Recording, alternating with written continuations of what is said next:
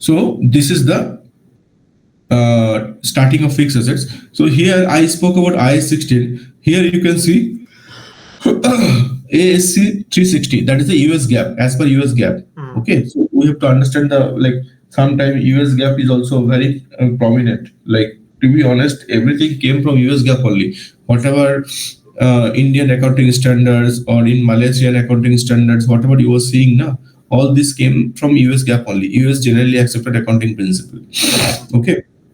So so this comes under ASC 360. The fixed assets accounting come under ASC 360. Same thing comes under IAS 16, which is International Accounting Standard. Okay. So they are saying that as a capital assets or tangible assets or is a intangible assets, which is a long-lived piece of property of equipment, and company plans to use it over time to help generate income. So it can be like a tangible or also long-lived piece of intangible tangible or is a tangible and is a long-lived piece of property. So whenever it is a long time lived, like this is the typical definitions. And last way they are telling property, plant and equipment is the US GAAP accounting standard regarding fixed assets AC 360. But it's clear for you, right? Yeah. Okay. So some of the examples here, Elias: land, equipment, furniture, fixtures, heavy machinery, hardware, tools, vehicle, leasehold improvement. So I hope you are familiar with all of this. The leasehold improvements, right? Okay. You mentioned about certain companies focusing more on rentals. So when we talk about rentals, are we referring to leases? Rental, good point. Lease is a completely different topic. How you treat that leasehold assets. Did you heard about freehold property, leasehold property? Have you heard about that? I've heard of it. अच्छा क्या होता है? Let me tell you. Freehold property. Freehold means only, you know what? Like suppose you are staying in a flat, right, or in a building, apartment. Like the building is a land, your own land building, or is it a society you are staying? Staying in I mean my home. Yeah, I mean your home means the land is yours, your Yes. own land, your own building. That's what is a home, right? Yeah. So that land ownership is at your parents' name, probably. Yeah. Correct. So it means, and that it means what, that land they have bought it few years back, correct, and they have constructed the building and you are staying over there. Okay, this is called freehold. Why it is freehold? Because there is no claim. There is no claim for this property. No one else can claim for this property. Why? Because this is freely held by your family. Okay. Because you have completely purchased this building. All right. So this is a classic example of fixed assets. All right. Okay. Fixed assets, which is a freehold, means completely yours ownership. You are the complete owner for that. All right. Okay. Whereas, imagine a company called, Capgemini or Genpact wanted to set up a business in Malaysia. Okay. Now, they wanted to set up a business in Malaysia. Initially, they wanted to start with 500 employees. So they need an office setup where 500 employee can sit. Correct. So now, normally any company when they comes in, they will not buy or invest in a land. Okay, it is very difficult to invest in a land coming outside or coming from a different country. To be honest, especially coming from different country. So what they'll do, they will search in Malaysia, is there any leasehold property available? Is there any property which I can get in lease? And that will be easier. Now in Malaysia, suppose there are contractor, big contractor or the building developer. Okay. So what they will do, they'll acquire the land by themselves. They will build up office building over there. And then in the office building, like it is not a personal home. So office building, obviously you understood the land will be little more. In one floor, only 200, 300 people can occupy. Understood? So like that way, they'll set up the building, they'll make it like office building, and then they will start selling the floors. They'll start selling the floor, not the Okay, entire commercial property, right? commercial property. Exactly. So the moment when I'm telling they will start selling the floor, again, it does not mean that they will completely sell the floor. It is not like that. They will give the floor, for example, 50 years lease, 30 years lease, 90 years lease, like that way. Getting your point? Yeah. So it means what? If Capgemini wants to acquire they needs 500 people job, correct? So now what they'll do, they'll tell, I need 2 floors. Within, because I told you, right, each floor capacity is 250 or through 300 something. So if they get 2 floor, automatically 500 people can see it, and apart from that, they can set up some meeting room also inside the floor. Understood? Yeah. So they will not be buying it. They will take it in a lease, long lease term, not like a normal house rental. What we do, we take a rental agreement for 1 year, 2 year, like that. But they cannot change every time, no. So what they'll do, they will take a longer lease term, 30 years, 40 years, 90 years, like that way. Okay. And they will start this property. So that is also a leasehold property. And you know what? As per IS 16, that leasehold property, if anything is a leasehold property for long, which is a lease term, which is a longer period, they have to show that as a assets into their book, as a leasehold assets. Okay. Oh, okay. Freehold assets, lease is a completely, and lease, to make you aware, lease will come under under IFRS. So now IFRS has replaced the lease part, and lease is a very interesting chapter. Like, I mean, it's a completely different topic for you, like, to show you. I mean, maybe not, it obviously not possible today, maybe in future if you connect with me. Lease is completely, leasehold accounting is a complete different segment. It is not as fixed assets. Okay, but it has to show as a leasehold assets. So in accounting book, in a balance sheet of a company, you have to show freehold assets as well as the leasehold assets. Understood. And lease comes under IAS, IFRS 16, probably IFRS 16. It comes under that. So interest of this PPE comes under IAS 16, right? I told you, and this comes under IFRS 16. And lease, how the lease accounting is done, that's a completely different segment altogether. Okay, I'm not discussing that today, but we'll focus on fixed assets. But lease accounting is a very different and interesting topic for that is under IFRS. We can discuss it sometime later. Okay, let's move ahead. Okay. Lease, you understood the difference between leasehold and freehold, right? Yeah, basically leasehold is they're subjected to terms, and the owner is usually the property developer, not the company themselves. But it's easier for the company to acquire a lease compared to owning the building and land, especially when they expand out to different countries. And then like freehold would be you personally owning the building and the land itself, not subjected to terms. So you can say you perpetually own the land without being limited to be limited to like releasing the property sometime in the future. Simple funda to differentiate between freehold and leasehold is that you check first, is there any claim against it or not? If there is any claim against it, then it cannot be freehold. Freehold means I am the whole and all in all owner. Like the land which your father's parents are acquired, nobody can claim.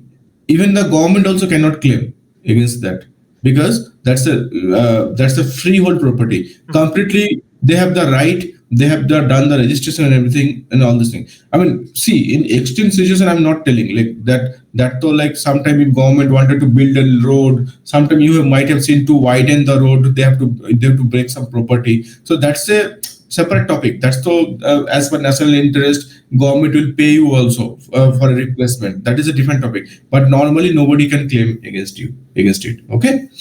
Okay, but my description just now, was there any thing that I had to adjust, or was it a correct explanation? Yeah, it is correct. It was correct. Only thing, just remember, lease period will be minimum. I think I don't know the exact name, but lease period will be very longer time. It will not be 5 years or 6 years. It will be longer period. Okay, and also nowadays companies are giving lease car also in lease. Car means you want to buy a car, for example, and that company providing car lease options. So what they'll do, they will buy the car on your behalf by making the payment. They have some contractual agreement, corporate agreement with the car company. They will buy the car. How they are paying to the car company, that is not your headache. You will use the car as a leasehold property, and that will be for minimum 5 years. Okay, so when the moment you take the car from company as a lease vehicle, the car will be registered as company's name, but you will be the owner till 5 years. And the best part is that you don't have to whenever the moment you buy the car, you have to make for the insurance and all registrations. All you have to pay, right? Yeah. You don't have to pay anything. You don't have to pay anything. You are just paying the car as if like a rental. So only annual rental you will pay. Car ka chota mota maintenance is different, but any big damage also happened, that also will be borne by the car company until it is your self damage. Okay, so all these things will be maintained by the company. You will do what? From your salary monthly basis, the EMI will be deducted as a rental thing. Okay, now you may ask question that then after 5 years, if I return the car, so it is only the rental which I paid and nothing else I am getting, only the usage of the car. No, it is not like that. The difference is in this situation is that you will be giving an option to get the ownership of the car after 5 years if you are really interested to continue. So that time company and whatever rental you paid, that will be deducted from the car price. So you have to pay the balance amount. You getting a point? Yeah. So you are not getting immediate ownership. After 5 years, you are using the car, right? As a leasehold assets, leasehold property owner. And then after 5 years, point number one, if you don't want to continue, you can release the car. And if you want to continue, there is an option to take back that car by your name only. And then you have to pay the balance amount. How the balance amount will be calculated? Suppose the motor vehicle cost was 20 lakh. Uska registration of kuch in total registration and all this thing, road tax and all this thing, total is 22 lakh. So and during this 5 years you paid 10 lakh already. I'm telling in total 10 lakhs you have paid as in lease term. So 22 minus 10, but not like that. Sorry, 22. Then less depreciation. 5 साल का depreciation भी तो होगा car का 15% rate पे. So after depreciation, what is the WDV, written down value? Then less the lease payment, whatever you have made. Then the balance amount will be something around maybe 12 lakh or 13 lakh that you pay, and then you get the complete ownership. The moment you are getting complete ownership, what is happening? That leasehold property is converted into freehold property. So it's converting lease lah. So with this car example, you give this analogy for car. Does it apply to anything else that you lease? Let's say equipment that you lease, even the building also. Yeah, you can convert it to. It can apply depending upon the contractual agreement. Like suppose in India, DLF is a big builder. DLF. Okay. Now they are giving a lease 2 floor to Google to do their business. Now, if you see normally what happened, Elias, the corporate lender, okay, the property lender, they normally won't sell the assets. They will always continue in lease. You know why? Because property rent will keeps on increasing. That's how they are surviving. Are you getting my point? Yeah. Until unless you are completely buying something from the beginning, that is different topic. But normally lease will be in such long term. I told you, no, it will be minimum 90 years. Sometimes it will be 90 years, 99 years also. You know that when a country takes a lease for another country, like for example, that Godar port, China has taken lease from Pakistan for 99 years. Okay. Hambantota port, there is a lease for 99 years. So any country is taking lease for any property. Like what is happening in Gwadar port, whatever entire port activity will be controlled and maintained by China. Even Pakistan, some businessman wanted to sell something through Gwadar port, he has to pay rent to the Chinese companies itself. Mm. This is how it's work. Okay, USA has controlled multiple, to create the naval base. They have multiple ports taken in the Asian country to keep their dominance. So those are leasehold property, 99 years, 199 years, like that way. Okay. Okay, like that way we'll continue. Okay, let's move ahead a little bit. Okay. Okay. But interesting topic lah. So it's very interesting, and I don't know. I may not be able to finish this because fixed assets fixed assets, lease accounting. These are very, very interesting, and there are many things to showcase. But yeah, let's see how much we can cover. Okay. Okay. So let's see. This is IS 16. So IS 16 deals with accounting of PP&E. Objective is to prescribe the accounting treatment of property, plant and equipment. This is the objective of the topic. Okay. This one you can little bit read by yourself.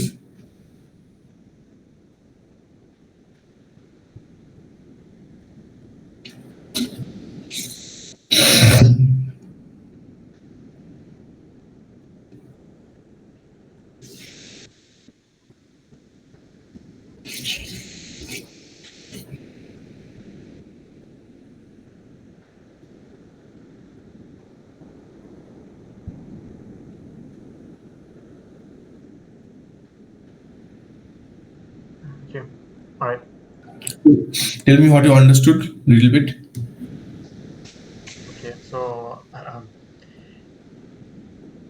basically, it is the standard for IS 16 is the standard of accounting for physical, tangible assets. Okay. Mm-hmm. Assets that will be used in the operation of their businesses over an extended period of time. We are talking about more than 1 year. That's why Mm-hmm. it's how to say, it's expected to be used for more than one period, and then Mhm. depreciation charges would apply over its useful life. Mm-hmm. And we have to take into consideration that this IAS 16, it doesn't apply to other certain things like biological assets and minerals, because that is covered by a different accounting standard. So we have to take into consideration that What do you mean by biological assets? Any idea? biological assets, how about things like something to do with agriculture, Agricultural, fishery, fishery. farming, all these things, even the fishery, chicken, poultry farming, all these things comes under biological assets. Okay. So the agriculture, how does it work? Like the moment you are harvesting the crop, that is not a separate assets. But the moment you are cutting the crop from the ground, from the tree, and then you are trying to sell it, so that will be a different treatment for under IS 41. That's also a different topic altogether. Biological assets, there is a totally different treatment. So that will, any biological assets means any assets which are coming, which were having a life, and which are having a life otherwise. So those are termed as the biological assets. So that definitely will, uska treatment will be completely different than the regular treatment of fixed assets or PP&E. So that's why we cannot merge a livestock. You have heard about livestock. This is called livestock. So we cannot treat the accounting process of a livestock same way like accounting process of building. So that's why what they have done. They have very beautifully segregated into different segments. So this biological assets is the last accounting standard. I told you that IS, there are 41 standard. So this is the last accounting standard for biological assets. Okay. And IFRS 6 talks about extractions of mineral product. Extractions of mineral product and executions of mineral product, that's comes under IFRS 6. So the coal mine, the you know the any precious material which is coming from the ground, underground, and through mineral, uranium, platinum, diamond, gold, oil, these are all mineral assets. Mm-hmm. So uska treatment will be completely different than this PPNE treatment. Okay, so those are also mineral assets, but mineral assets will not be treated as same as a PPNE, because those are not like those are assets obviously coming from the earth. We are extracting those, correct or not? Yeah. But those treatment, you cannot compare those treatment like limestone, all the essential minerals, whatever we are, copper, bronze, or whatever you see. So those treatment you cannot compare with the treatment like a PPNE. So that's why what they have done, they have clearly segregated them, that okay, let's prepare a separate accounting standard for that. It will, let's not consider or combine it with the fixed assets accounting standards. Otherwise, people will be very much confused. So whenever you see there is an element which comes under different accounting standard, and it will not collide with each other, to be very honest. So they are very clear ki under IS 16, I showed you, right, what are the elements are coming. I have not shown any mineral assets or any biological assets into that Yeah. list. Correct. Understood? So uska totally different treatment hai. Accounting procedure is also completely different. So you, like, as an accounting, we don't have to mix up or confuse about that. Okay. In the top, what I showed here, it deals with all this thing. This is what I was asking you. इसका scope में क्या क्या है? What are the things that they are under IS 16 scope? So these are the four main scope: recognitions of the assets, how to recognize, how to understand that this is coming under my criteria, under PPNE criteria, how to recognize that okay, now I can treat it as an assets. That is the one of the scope. The second thing is that how to determine their carrying amount. Carrying amount means the assets, which is the carrying value of the assets. That is the thing. Number three, how to charge the depreciations, and number four, how to check the impairment losses. So these four things comes under IS 16 criteria. Okay. Okay. So I mean, they are very clear. The internal accounting standards and IFRS standard, they're very clear. Even before starting the concept, they will tell, this is my area, this is my zone, this is where I'm going to talk about. Okay. Shall I move ahead? Can.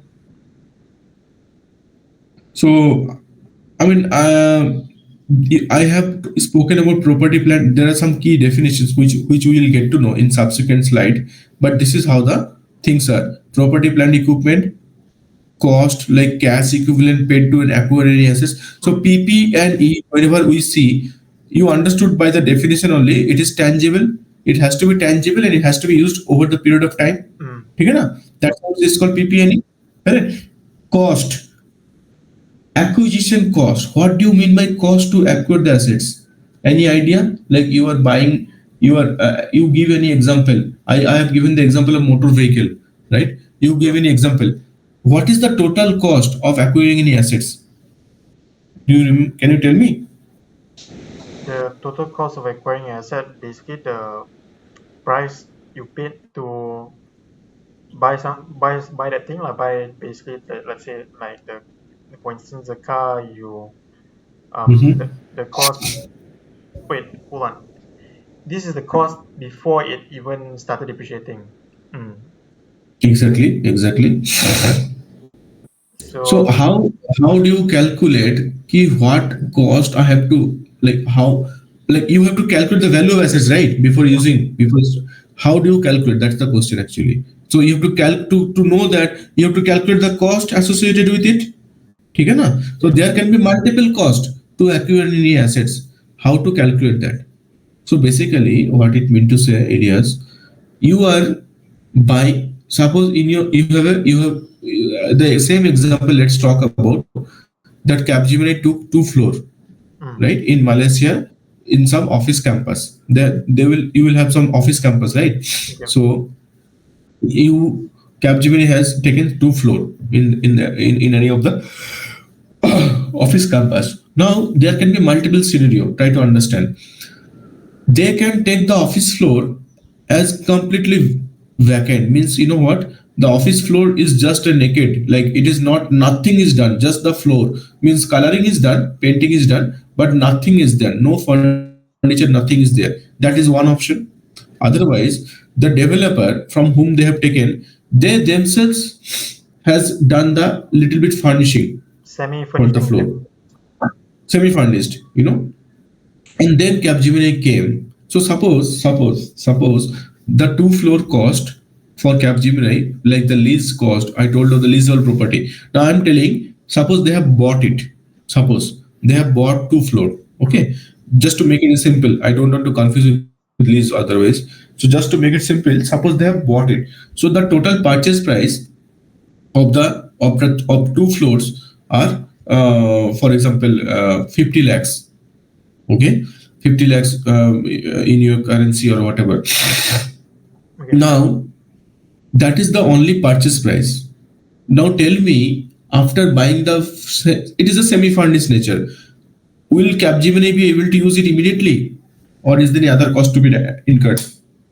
You still have to there's other costs that you have to incur to bring it to its state where it can function and you start using it. Exactly. Everything. So what you mean? setup costs, other setup costs. So setup cost is very much important, right? Yes. Installation. Yeah. So installation cost, setup cost is very much important. ठीक है ना? Yeah. You have to pay some money. Excuse me. So you have to pay some money to make that in such a situation so that you can use it. Yes. Correct. So that setup cost, the registration cost, the architecture cost, right? You want to have some security stuff, like you have to set up some software security stuff like CCTV and all. That is also needed now. Without that, you cannot use the building for a security reason. Right or not? You have to make some. You have to set up some fire extinguishers and all the safety equipment also into the office, right? All those things, it was not done. The floor was bought as a semi-furnished. I told you, right? So now Capgemini will decide, na, in which floor, which place I will keep the meeting room, which place I will keep the conference room, which place I will be sitting area, which place I can make some small cafeteria. Is that right? So all these things also are cost. So what I mean to say, the easy way, the very easy way, how IAS told about that, how to determine the cost, how to determine the cost of the assets is like that. Any cost, any major cost you are incurring to put the assets in a usable conditions keeps on adding those costs, and total of that cost will be the assets cost. From starting from the buying the deal till the registrations, till the office setup, till the AC setup, centralized AC you are setting up. That is also a huge cost, right? You understood. Telecom connections, like major telecom connections. Okay, I'm not telling regular rental charges. Try to understand. Telecom setup you are doing. You are doing, conference setup. You are doing CCTV setup. All the initial cost you have to associate with the assets, with the building cost. Otherwise, the building which you bought, you cannot use it same as it is formations. So any cost you are incurring, any major cost you are incurring till the time the property can be a usable conditions. So all those costs will be added with your property acquisition cost. Understood? So depreciation, I'm not talking, you know it very well. Capital work in progress, so anything which is under construction going on, which you cannot use it, but that also progressively, as per IAS 16, you have to keep on using you have to show it as an assets, as a CIP or WIP, capital work in progress, or construction in progress. Yeah, you cannot say that I am keeps on making the building for 5 years and I will not show anything as an assets. because you have done so many expenditure to build the building. So what, maybe the building is not into a usable condition now. So we are not talking, we are not considering, they are not telling you to consider as a completed PPE, but show it as a WIP, CIP, construction in progress. Okay. Amortization is the periodical reduction of value over the period of time. So depreciation is something else. A depreciation comes with usage. Amortization comes with some other reason, like your software got obsolete, so it is amortized. So that is impairment is also a different topic, which we will talk in the subsequent next slides. We'll talk about those things. Okay, let's move ahead. Here I told you, no, we'll talk about these things. So here is the clear distinctions between depreciation, amortization, because people have lot of confusion, right? Yeah. कि depreciation तो चलो ठीक है, but what is amortization? What is impairment? There are a lot of confusion. So I thought to keep it all together. So Okay. first you read maybe, then we can talk about little bit. Okay. Okay. You can read for 1 minute, give some time because you can see this part. Or shall I expand it? It's okay. Yeah, this I is much can I I can can do. zoom until. Okay, okay, yeah.